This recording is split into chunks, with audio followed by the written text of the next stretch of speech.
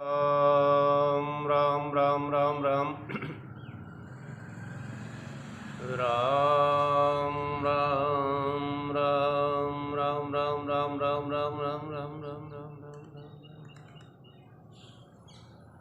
चैतन्यं शाश्वतं शान्तं व्योमातीतं निरञ्जनं नादबिन्दुकलातीतं तस्मै श्रीगुरुवे नमः।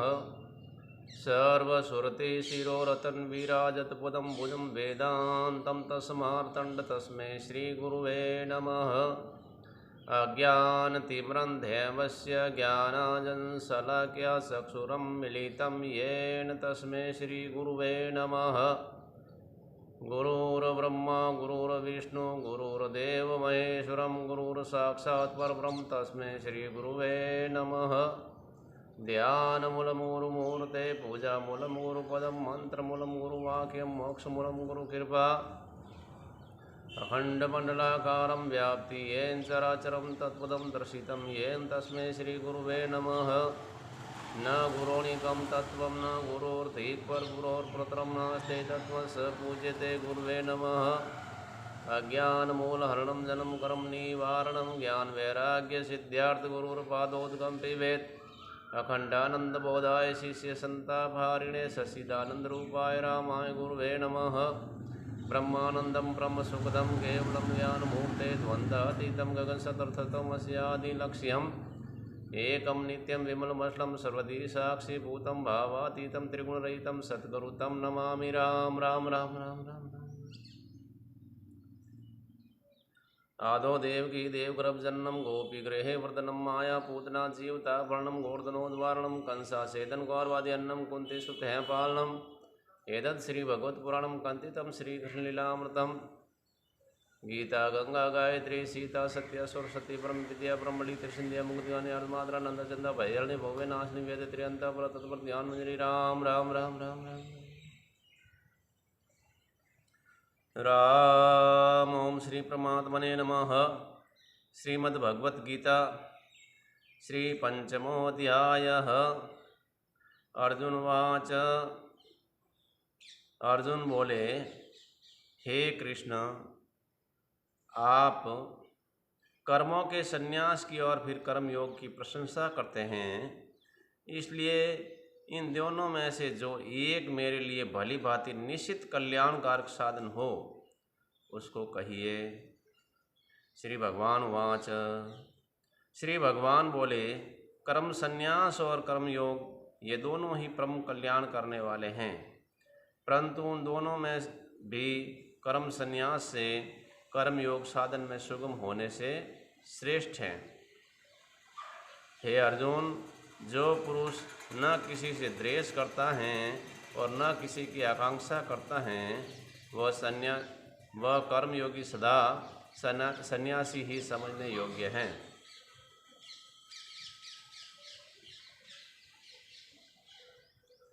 क्योंकि राग द्वेष आदि द्वंद्वों से रहित पुरुष सुखपूर्वक संसार बंधन से मुक्त हो जाता है।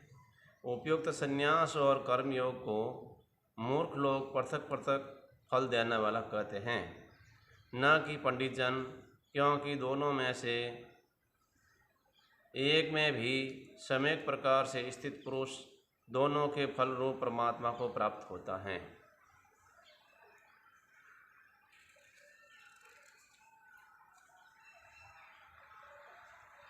ज्ञान योगियों द्वारा जो परम धाम प्राप्त किया जाता है, कर्म योगियों द्वारा भी वही प्राप्त किया जाता है।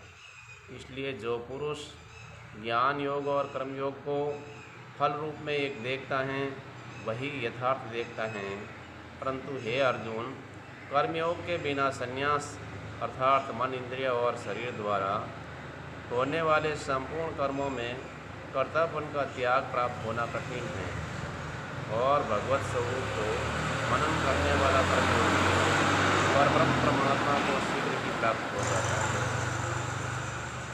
जिसका मन अपने वश में है, जो जितेंद्रिय हैं, विशुद्ध अंतःकरण वाला है और संपूर्ण प्राणियों का आत्मरूप परमात्मा ही जिसका आत्मा है, ऐसा कर्मयोगी कर्म करता हुआ भी लिप्त नहीं होता। तत्व को जानने वाला सांख्य योगी तो देखता हुआ, सुनता हुआ, स्पर्श करता हुआ, सूंघता हुआ, भोजन करता हुआ, गमन करता हुआ, सोता हुआ, श्वास लेता हुआ, बोलता हुआ, त्यागता हुआ, ग्रहण करता हुआ तथा आँखों को खोलता और मूंदता हुआ भी सब इंद्रियां अपने अपने अर्थों में बरत रही हैं।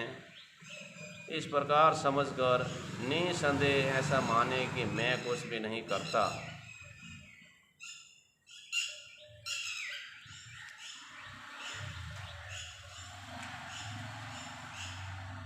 जो पुरुष सब कर्मों को परमात्मा में अर्पण करके और आसक्ति को त्याग कर कर्म करता है, वह पुरुष जल से कमल के पत्ते की भांति पाप से लिप्त नहीं होता। कर्मयोगी ममता बुद्धि रहित केवल इंद्रिया, मन, बुद्धि और शरीर द्वारा भी आसक्ति को त्याग कर अंतःकरण की शुद्धि के लिए कर्म करता है। कर्मयोगी कर्मों के फल का त्याग करके भगवत प्राप्ति रूप शांति को प्राप्त होता है और सकाम पुरुष कामना की प्रेरणा से फल में आसक्त होकर बनता है। अंतःकरण जिसके वश में है, ऐसा सांख्य योगी योग का आचरण करने वाला पुरुष न करता हुआ और न करवाता हुआ ही 9 द्वारों वाले शरीर रूप घर में सब कर्मों को मन से त्याग कर आनंद पूर्वक सच्चिदानंद घन परमात्मा के स्वरूप में स्थित रहता है। परमेश्वर मनुष्य के न तो कर्तापन की, न कर्मों की और न कर्म फल के संयोग की ही रचना करते हैं, किंतु स्वभाव ही बरत रहा है।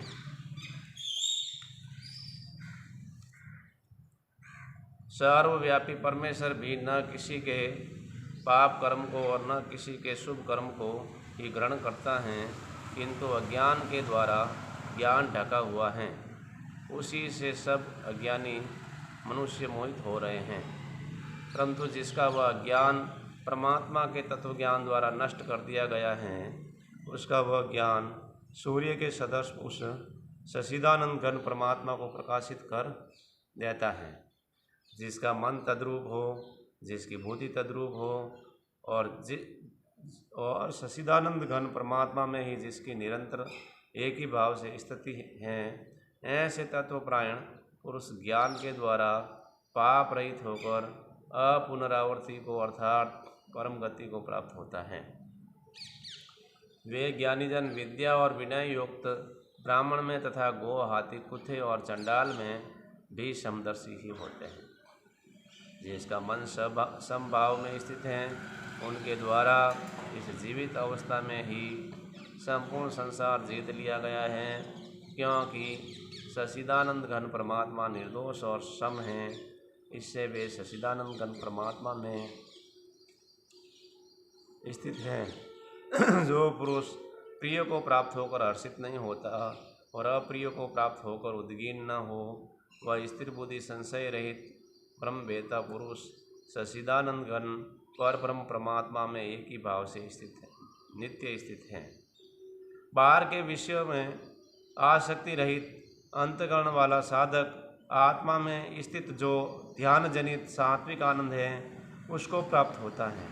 तदंतर वह सच्चिदानंद घन पर ब्रह्म परमात्मा के ध्यान रूप योग में अभिन्न भाव से स्थित पुरुष अक्षय आनंद का अनुभव करता है।